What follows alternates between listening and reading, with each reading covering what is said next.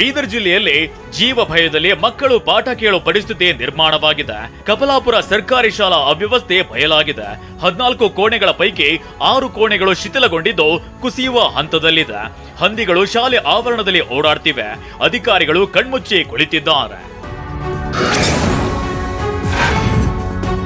Bus ವ್ಯವಸ್ಥೆ ಸರಿಯಿಲ್ಲದೆ ವಿದ್ಯಾರ್ಥಿಗಳ ಪರದಾಟದ ಘಟನೆ ಮೈಸೂರಿನ ದಡದಕಲ್ಲಹಳ್ಳಿ ಗ್ರಾಮದಲ್ಲಿ ನಡೆದಿದೆ.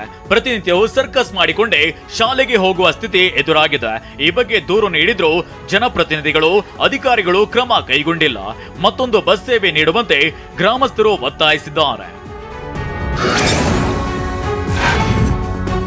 ಏಕಾಏಕಿ ಟೊಮೆಟೊ ಬೆಲೆ ಕುಸಿದಿದ್ದು ರೈತರು ಕಂಗಾಲಾಗಿದ್ದಾರೆ. ರಸ್ತೆಗೆ ಟೊಮೆಟೊ ಸುರಿದು ಅನ್ನದಾತ ಚನ್ನಬಸಯ್ಯ ಆಕ್ರೋಶ ಹೊರಹಾಕಿದ್ದಾರೆ.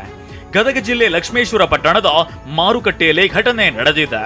ರಾಜ್ಯ ಸರ್ಕಾರ ದಲ್ಲಾಳಿಗಳ ವಿರುದ್ಧ ಆಕ್ರೋಶ ವ್ಯಕ್ತಪಡಿಸಿದ್ದು ಪರಿಹಾರ ನೀಡುವಂತೆ ಒತ್ತಾಯಿಸಿದ್ದಾರೆ.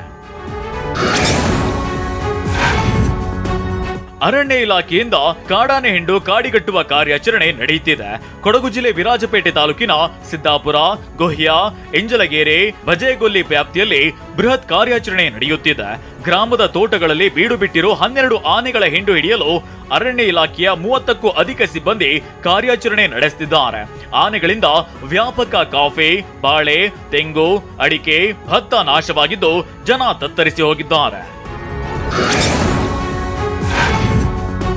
ಸ್ವಾತಂತ್ರ್ಯ ದಿನಾಚರಣೆ ಪ್ರಯುಕ್ತ ಇಂದಿನಿಂದ ಲಾಲ್ಬಾಗ್ನಲ್ಲಿ ಫ್ಲವರ್ ಶೋ ಆರಂಭವಾಗಿದೆ.